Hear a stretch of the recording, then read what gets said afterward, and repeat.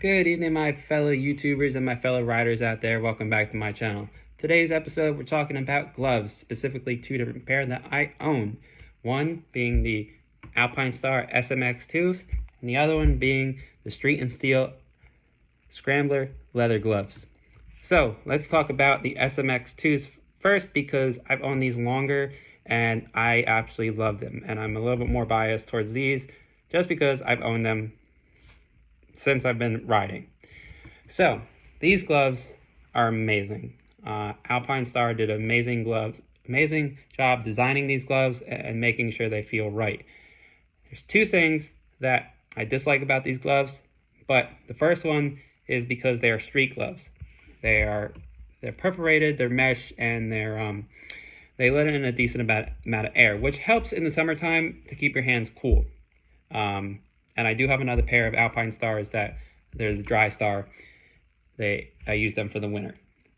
The second thing that I dislike about this, and I feel like they could have did a little bit better of a job, is this Velcro strap right here.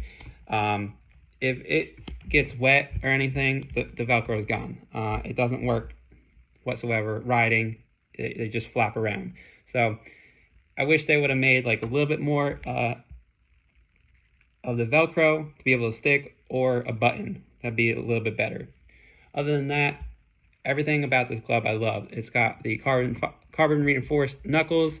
I've noticed that some people like to have the pinky and the index finger, or whatever finger it is, kind of sewn together, because that's where your injury comes from most. But other than that, this glove is awesome. It even has the padding on the palm, and by your finger, it doesn't feel like it's excessive. It doesn't feel like there's a lot there. Let's move on to the Street&Steel. I just bought these today, and I took a half-an-hour ride back home with these. And I might return them, only because there's a couple flaws with this, but let's start out with the pros. It is leather, so it holds the heat a little bit better, and it feels nice. The quality of this actually feels nice for the price you're paying for these.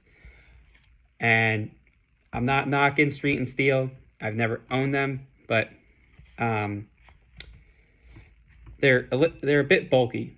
They feel bulkier, and I think that's just because of leather, and I'm not used to it. I do enjoy having the buttons, but the one button kind of digs into my wrist bone right here, so it's a little irritating.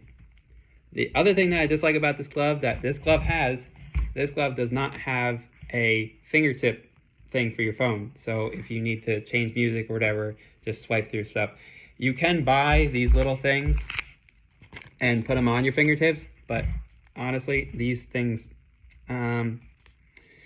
people probably own them and they probably swear by them, but I tried a couple times. They work, but it's kind of like difficult to get it into position to make sure it works fine. It does have this padding right here by the knuckles, and I asked the guy at the place where I bought them how people enjoy these. He said people really don't bring them back. People don't complain about them, but I mean, I'm just saying this because this is my own personal opinion.